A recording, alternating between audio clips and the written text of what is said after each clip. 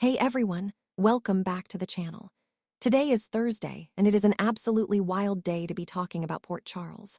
The drama is overflowing right now, and we need to break down every single messy detail. Grab a snack, get comfortable, and let's just dive right into this chaos because there is so much to unpack, and the writers are really testing our patience this week. So, let's start over at Bobby's because things are getting really interesting with Christina and Molly. Christina is sitting there talking to her sister Molly Lansing Davis right after leaving their mother's house, and we get this massive bombshell. Christina got news that she was accepted to medical school, which, okay, let's pause for a second. Fans on social media have been predicting this for weeks. We all know what this means. This is totally setting up Christina's exit from the show. Whenever a character suddenly gets accepted to a massive program out of nowhere, you just know they are packing their bags. But while they are at the diner, Christina tells Molly that she doesn't think something is a good idea, and I am just sitting here scratching my head. What is she talking about? Is she talking about medical school being a bad idea? Maybe she is second-guessing leaving Port Charles because of all the family drama, or is she talking about something else entirely? Molly just got released from the hospital with a clean bill of health after her endometriosis surgery, and Cody Bell has been hovering over her being super overprotective about physical intimacy. Is Christina warning Molly about her relationship?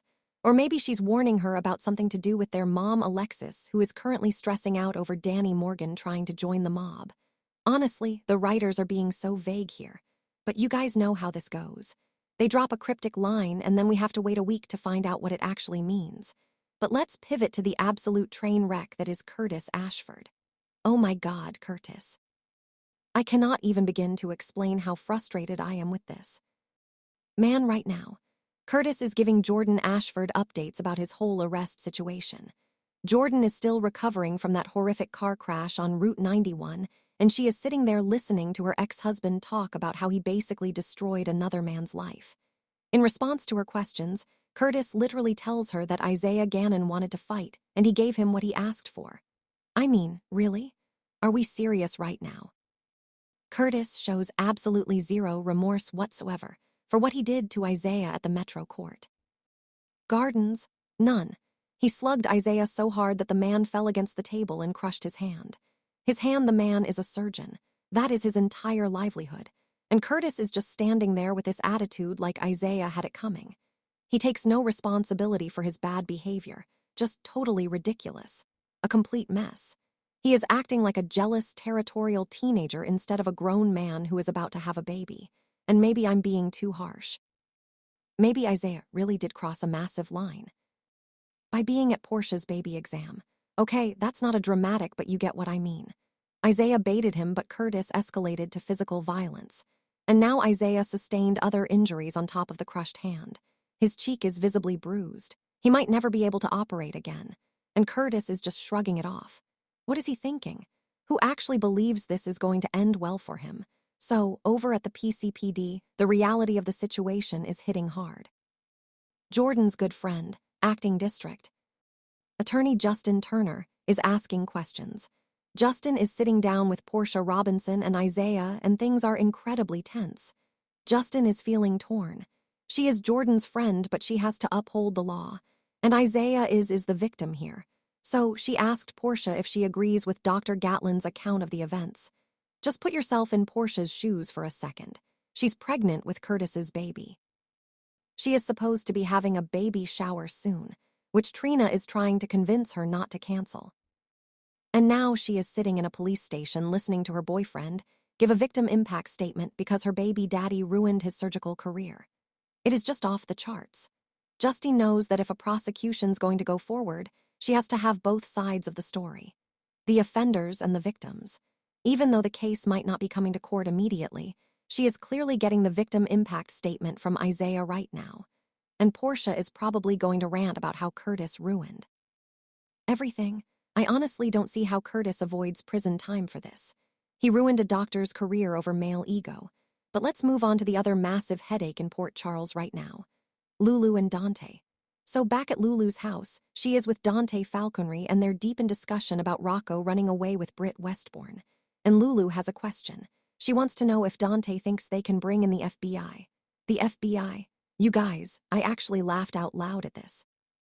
I know this is a soap opera and the feds get called for a stolen purse, but let's be real. Lulu is panicking.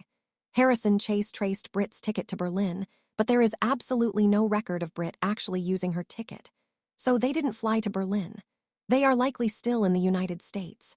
And the FBI criteria to get involved in the case usually requires a minor being transported over state lines. So maybe they did cross state lines. It might be a bit too soon in real life to get the FBI involved in searching for a runaway teenager. But like I said, in a soap opera, anything is possible. But honestly, Lulu is the last person who should be acting shocked right now. She got Rocco the fake passport. She literally handed her teenage son the exact documents he needed to go on the run. And now she's holding herself responsible, which she should because this is all her fault. She tried to keep Rocco away from Britt, and it just pushed him right into Britt's getaway car. And we know from the video message Rocco left that he wasn't coerced. He begged Britt to take him. Britt is dying of Huntington's disease. She is terrified.